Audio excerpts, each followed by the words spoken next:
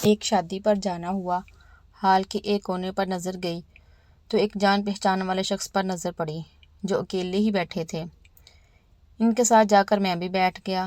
بڑی گرم جوشی سے ملے وہ شخص۔ ان کا گاڑیوں کے پرزے اور انجن آئل وغیرہ کا کام ہے۔ وہی عام طور پر کی جانے والی باتیں شروع ہو گئیں، یعنی مہنگائی اور کاروباری مندے کا رونا۔ کہنے لگے، آج کل کوئی کام نہیں چل رہا۔ ابھی پرسوں کی بات ہے، ایک بندے نے گاڑی کا آئل تبدیل کروایا، 3500 بل بنا۔ اس نے پیسے دیے اور چلا گیا۔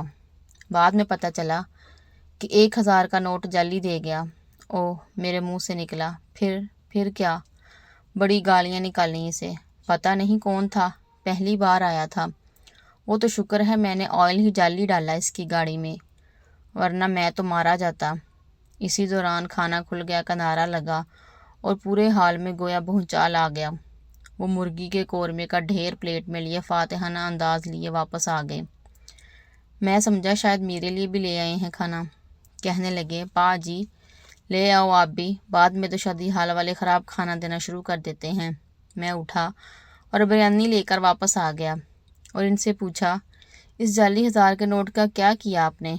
کرنا کیا ہے بھائی جان، لڑکے والوں نے شادی پر بلایا ہے، دولہے کے والد کو سلامی میں دے دیا ہے وہ نوٹ، اور میز کے نیچے سے چھپائی 4 بوتلوں سے ایک نکال کر 2 گھونٹ میں خالی کر دی، اور 6 سیکنڈ دورانیے کا لمبا ڈکار لینے کے بعد دونوں ہاتھ جوڑے، عقیدت سے آنکھیں بند کیں اور بولے، شکر الحمدللہ۔ آپ کی اس بارے میں کیا رائے ہے کہ واقعی ہمارے معاشرے کو تیزاب سے غسل کی ضرورت ہے؟